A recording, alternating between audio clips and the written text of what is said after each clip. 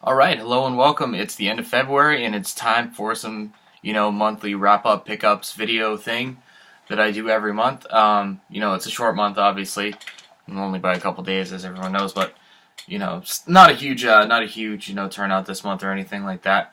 As I say, the first thing I'm going to get to with this video, this thing I'm holding in my hand is, first thing I always say pretty much at this point, if you're looking for, like, super retro pickups, like, NES, Super Nintendo, obviously I'm all set with 64, I don't need any of that. This is not the video you're looking for because I have nothing that's really particularly old in this video. The reason that I don't pick up any old stuff, I don't look for it, I don't think I need to add stuff to my collection is because I never play it. It's the one thing that I really just never get around to playing lately. But hopefully, since I was able to grab one of these things here, this is the Retrobit Retro Duo Portable. Maybe I'll start playing a little bit more of it. So this little handheld here, much like the Superboy does Super Nintendo right here on the handheld. It's got everything you need. It's got a pretty good screen, honestly. So maybe I can start doing a little bit of Super Nintendo, Super Famicom too. I have a lot of Super Famicom games. It does play those.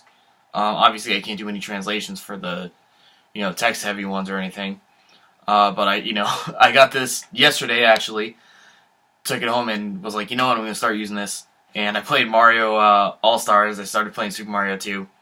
So not really, doing much new stuff, but hopefully I will. That was just, trying it out. And to add on top of that, not just Super Nintendo, but it has this retro port, which is massive NES adapter thing that goes on it, and this is gonna make this is gonna be a little bit cumbersome, I can tell. It does also come with an adapter and 2 cords. Goes in this side.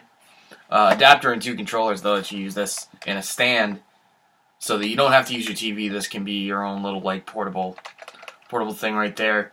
But this big thing puts NES games in it, so you have the big thing on the top already. Thankfully, you don't need to use the triggers while you're playing NES games, obviously. And then the NES cartridge even sticks out a little bit on top, so it becomes this big, monstrous-looking thing that's supposed to be a handheld. And it is a handheld. It still works pretty well that way, but it's pretty. It looks pretty goofy when you have everything for the NES one set up. So maybe I'll start playing a little bit more of the Super Nintendo and NES games that I have.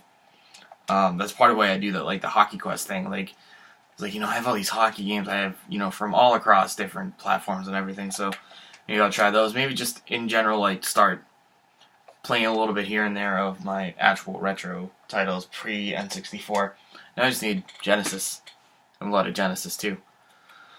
So there's more than a few things here. That there's only really 1 or 2 things. So I'll just start with the one Vita game I picked up. I am really kind of getting down to it on the actual Vita games that I can play. So of course I pick up that portable. I have to play a lot of Vita games. I have some DS games. I have so many DS games that I haven't played. But I did get our Batman Arkham Origins Blackgate because I love the Arkham series, and this one isn't supposed to be, amazing like Arkham Asylum and Arkham City were. But it is a little bit interesting spin on it. It's like a 2.5D version of the Arkham games. And like most Vita games, it's getting tough to find these, so I figured I'd, if there's ones that I really want, like this was one that was definitely on my list. I still want to get Child of Light is one that I really want, and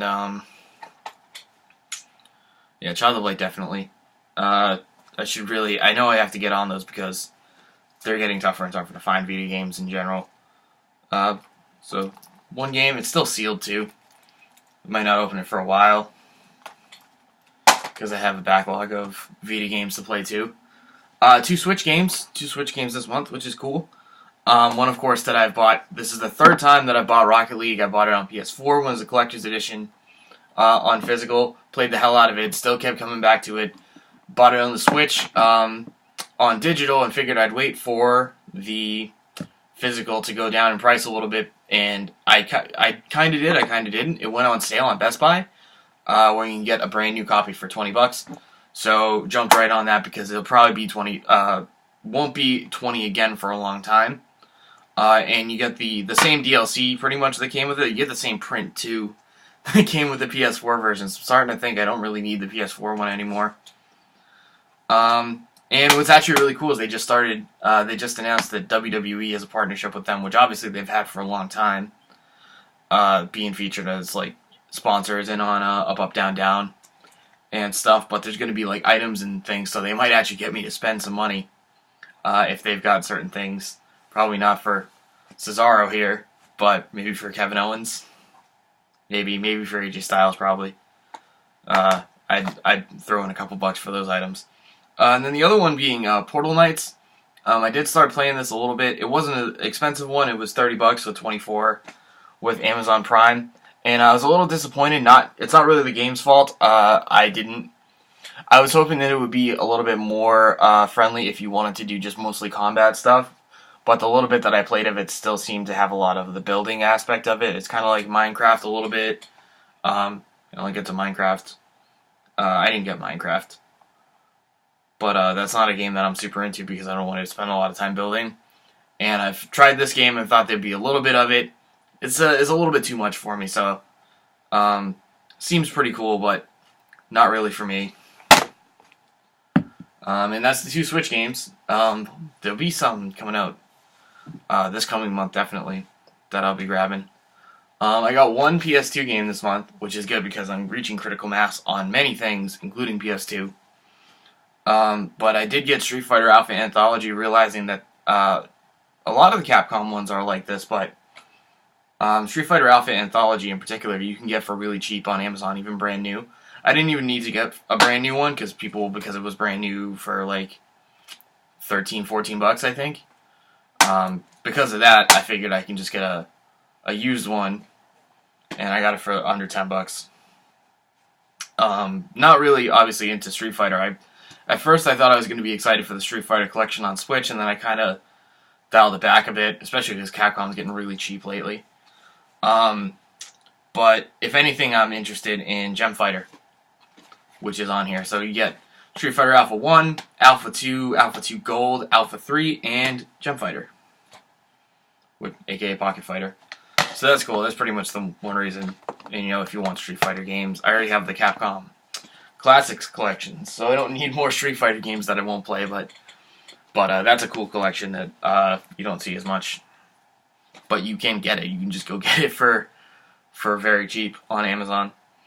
I got 3 360 games here. I'll start off with this one because, of course, do I really need to buy DLC to a game I'll probably never play past a couple hours? Obviously not, but this was actually super cheap if you can find it. This is the on-disc expansion, which I'll always be into. I'll always get those, even if they're for games like Dragon Age that I don't think I'm going to play very much.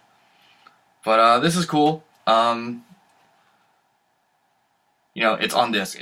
You don't have to have something digital. You can just always have it. It adds on your shelf. You can say you own it physically, which is a huge plus. We got Lego Lord of the Rings. I would own this. I would almost want to own this on the Wii, but it doesn't really make that big of a difference. I was just thinking when I saw this and realized I didn't have it, that Lego Lord of the Rings came out just slightly too early to be on the Wii U, which I would obviously own it for, because I do have Lego Hobbit on the Wii U, but it came out like right before it would have come out on the Wii U. But it did come out on the Wii, PS3, 360, everything, so it just got on the 360. But I was surprised I didn't even have it.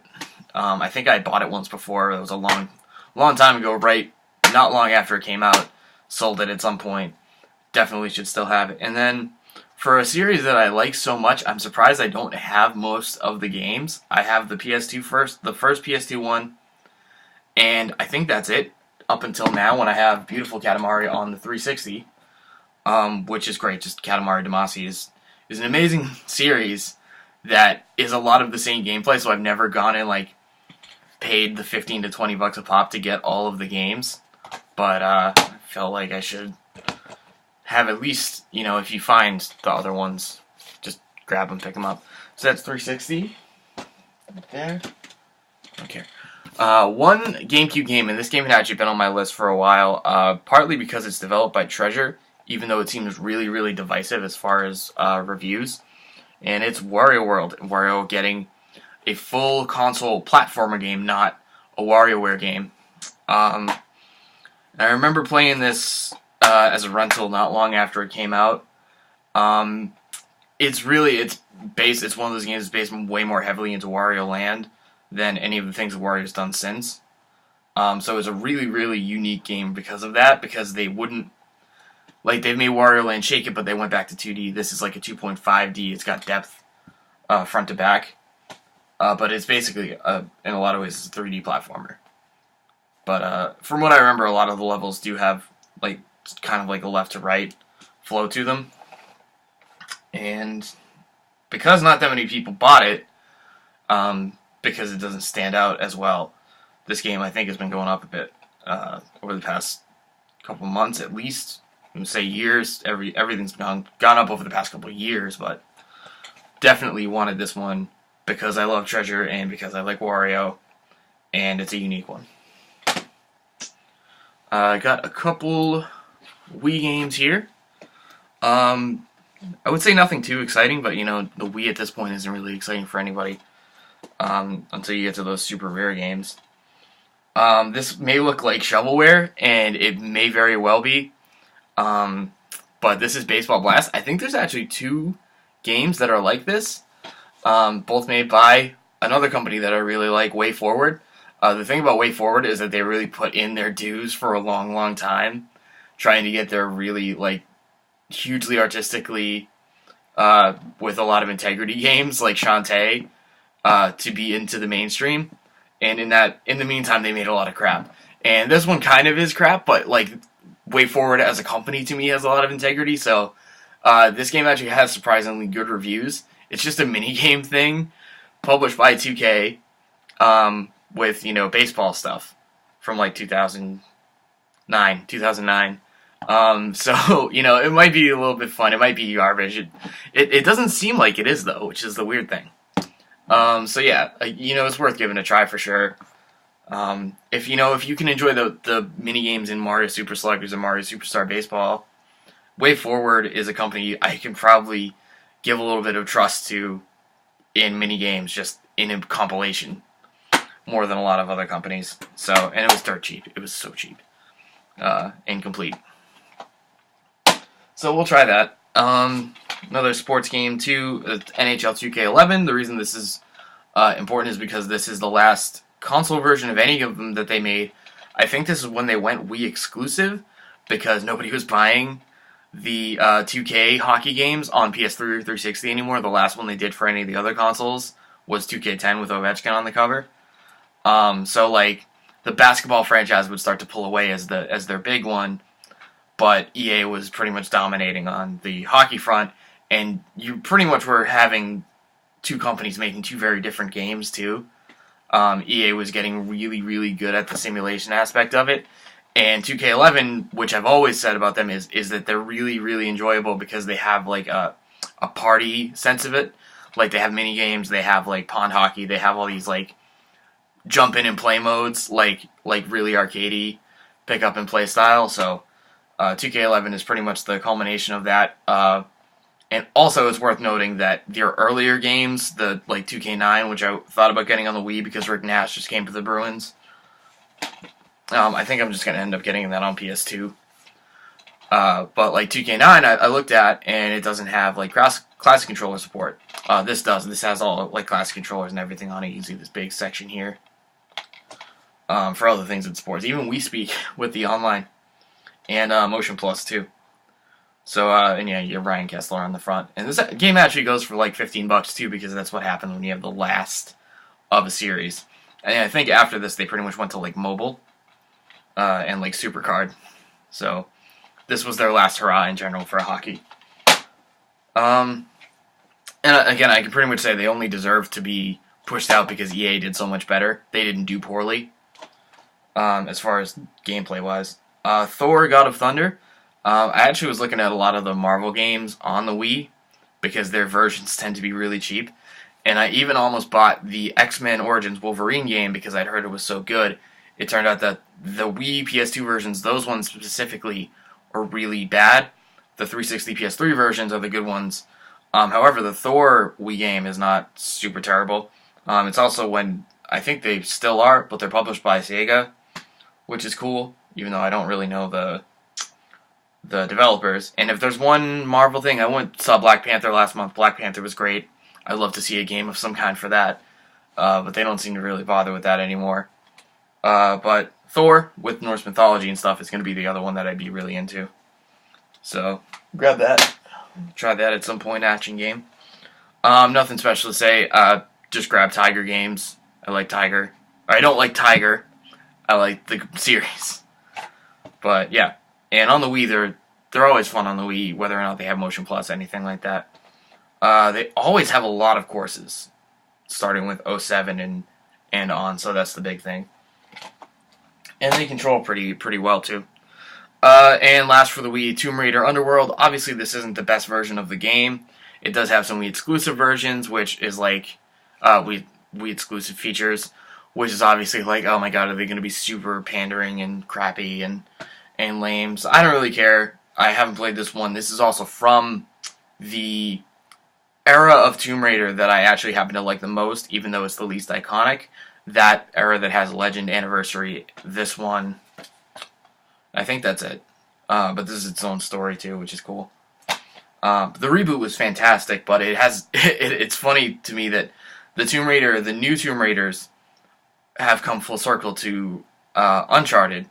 So they're the best games objectively, probably, but they have no identity of their own. They get there by copying the game that copied them. I did a whole article on this. It was a while ago. It might not sound that great nowadays, but that's what I thought. I have 3 Wii U games, even though at one point I did say I didn't really have any other Wii U games to buy except for one of them, which was this one. This one was on the list, and this is, like I said, I might not play this for a while, and that's why I hadn't bought it yet, because it was like $25. But check your Walmart clearance bins sometimes, because I grabbed this from a Walmart clearance bin, brand new sealed, for $13, which is half the price it usually goes for. And I may never open it, because I don't know if I'm going to be into it, same as, trying Portal Knights and being like, there's too much crafting, there's too much building in this. Now I don't know if I want to try Terraria. But, yeah. So I have Terraria, though, because it's supposed to be really good. Another one, this is kind of trash, but it was at one point like a $20 game fairly recently, so I was like, yeah, I'm not going to buy that, that's trash. And then the price dropped on it a lot, so I was like, alright, I'm going to grab it, it's trash, but it's cheap trash for the Wii U. So ESPN Sports Connection, it's basically a Wii Sports ripoff. And I don't own Wii Sports Club because it's super expensive. That's the only reason why I don't. I don't really want to buy Wii Sports Club for $50 when I have Wii Sports Resort just on the regular Wii. So yeah, ESPN Sports Connection. It seems like it's garbage. It probably is. But it's got, a mix in there, and it was cheap.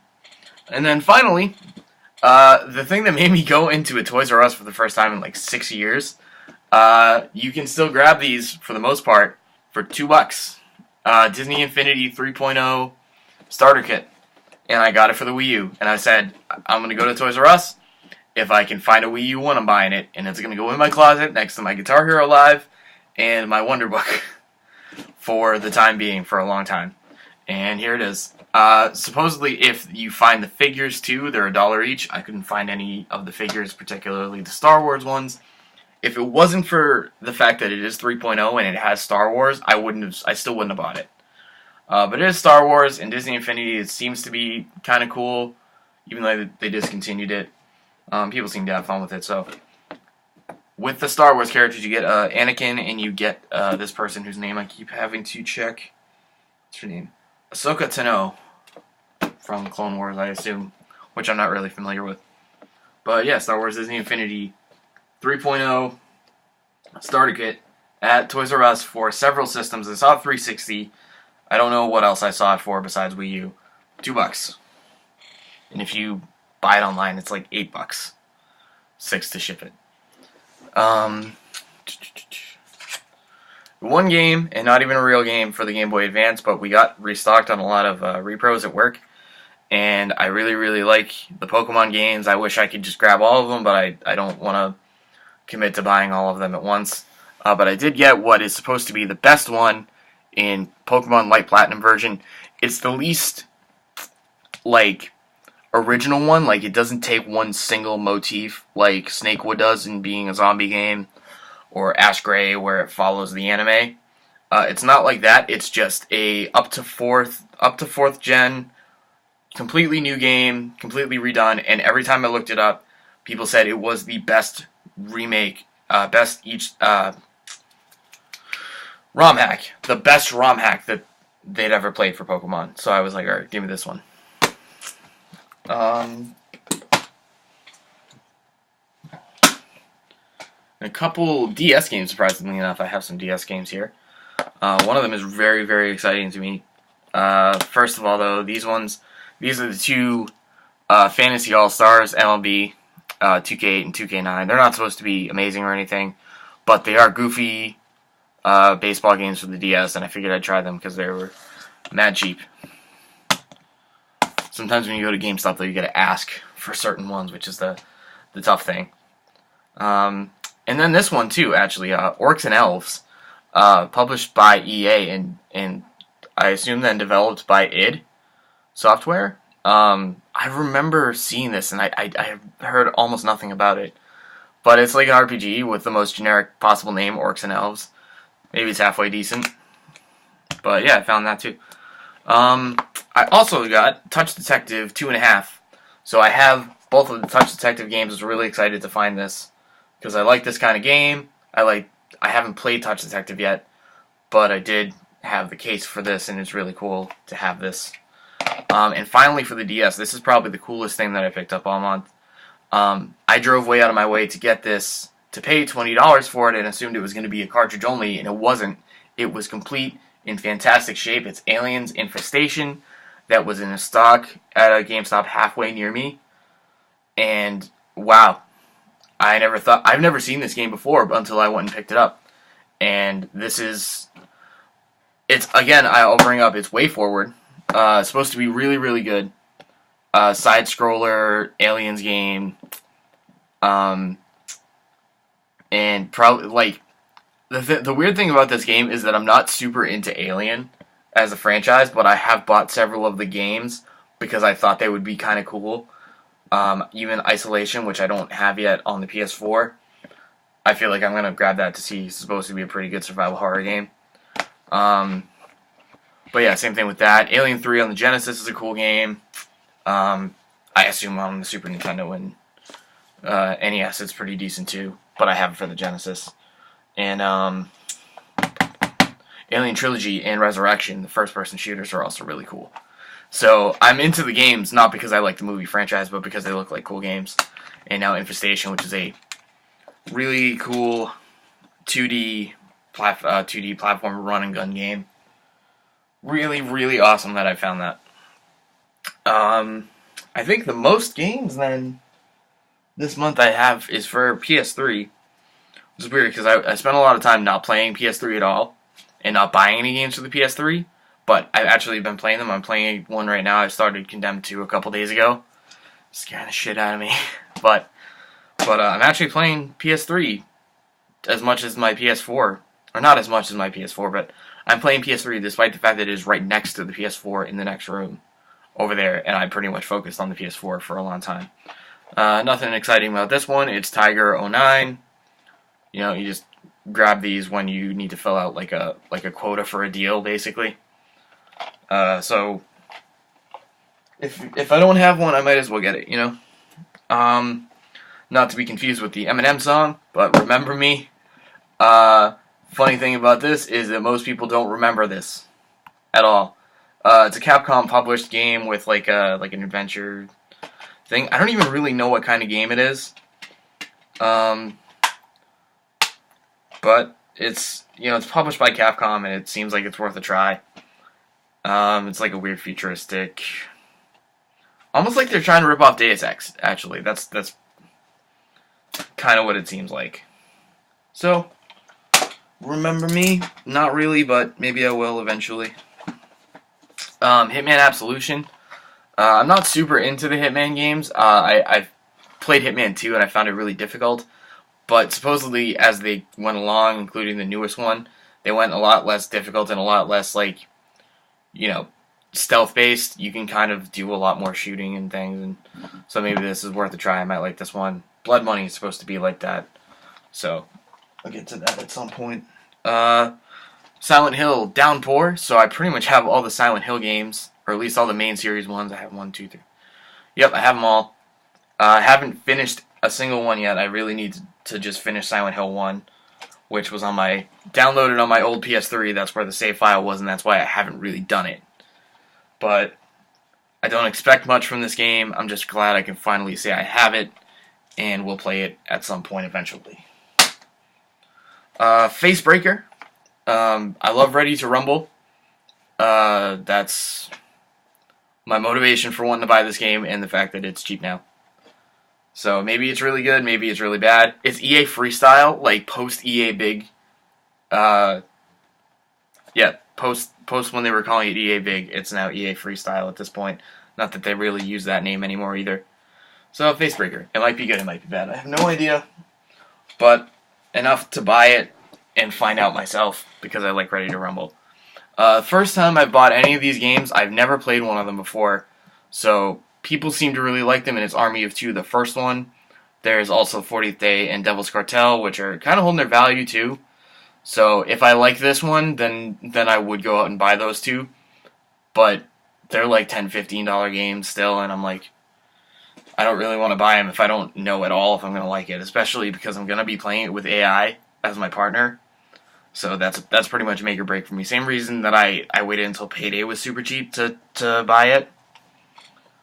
Because I have no idea if it's going to be worth playing without real people, because I don't want to bother with that. Another baseball game, too. I got the Bigs 1 a couple months ago for the 360, the next-gen version, and now I have the next-gen version of Bigs 2, which these games held their value for a long time, and now they're dropping. And I'm like, well, yes, now I want the next-gen version. Bigs 2, I used to have this on PSP. That's when I played this one the most. And I think that's kind of why I always liked Prince Fielder, is because he was on the cover of the Bigs 2. It's the Bigs. It's really cool. It's 2K's successful version of the baseball game while competing with the show. It's just crazy over the top. And I've actually wanted to try this for a long time, and I've never, you never see it. Backbreaker. It's supposed to be okay. And basically what I wanted is I just want to see if they had something that could have succeeded if they kept at it, if they'd had licenses, and so on.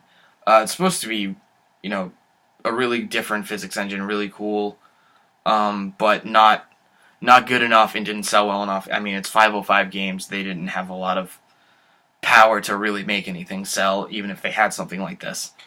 So I'm pretty sure the idea was to get a game and get people excited about the engine, and then hopefully they could get some sort of license to go with it and continue with it, but that didn't really happen. So I'd really like to find out if this was actually any good.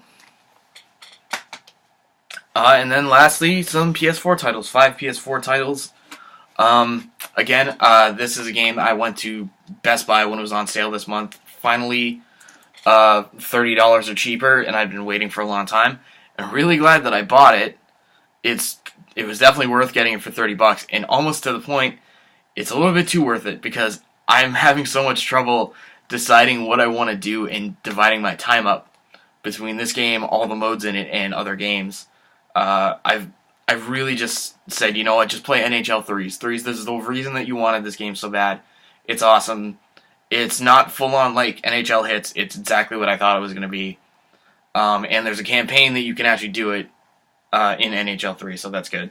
So it's keeping my attention, but also you can do the expansion draft and be a 32nd NHL team in a franchise. You can be the Golden Knights if you want to be the 31st team and redo their expansion draft. You can do Hockey Ultimate Team. You can do Draft Champions, which I'm not really sure what that was supposed to be, but I looked at it. Be a Pro mode is still there. It's ridiculous, and there's online leagues and everything, and I'm like, oh my god. You guys have been coasting for so long because your engine is so good, and you've added so many things that I don't know what to do with this game. So, kudos on that. Kudos.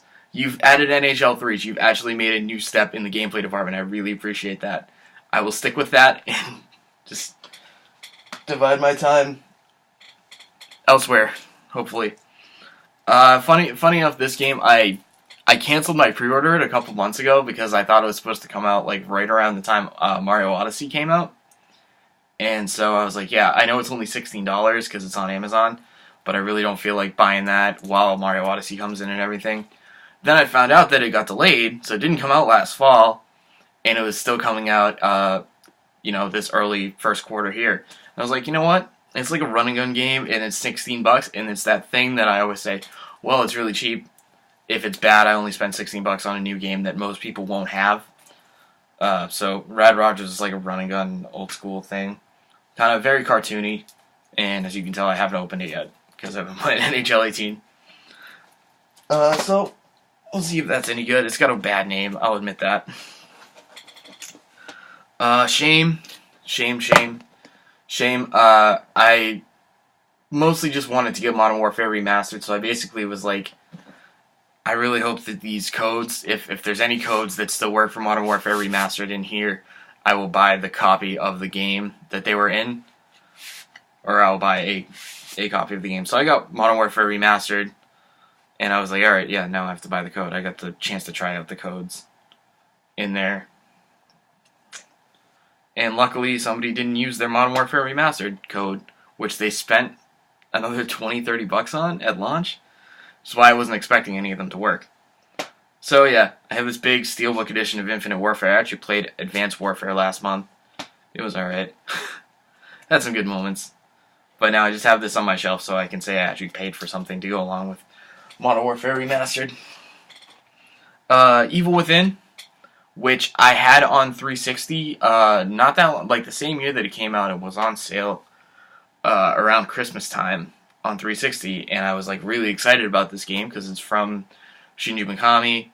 Everyone's really up on the sequel to it seems. But I played this one, and I played it on 360, and I couldn't really progress that far in it. I thought I was having too much trouble with it. It was, not really up to the point that I thought it would be. And at this point, it's like, okay, if there's a game that's on PS4 and it comes out on PS3, I kind of would rather just try it on PS4 if I'm not sure if I like it, because then I can find out if it's just not a game that's worth playing. I don't know if that really makes sense, but I sold my 360 copy a long time ago, and I was like, I'll grab the PS4 version at some point. So now is that point. I'll play this. If I do happen to like it this time when I play it on the PS4, then I'll buy the second one, which is supposed to be really good. But if I don't, I don't. So, there you go.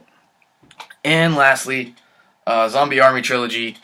It's, so Sniper Elite has DLC where the Nazis are all zombies, and they had 3 different DLCs, and then they took those 3 DLCs and they put them in one game.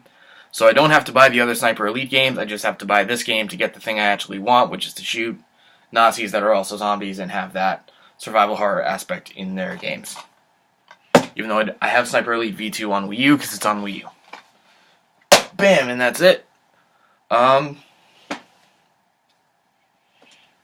Yeah, hopefully there'll be some Switch games next month.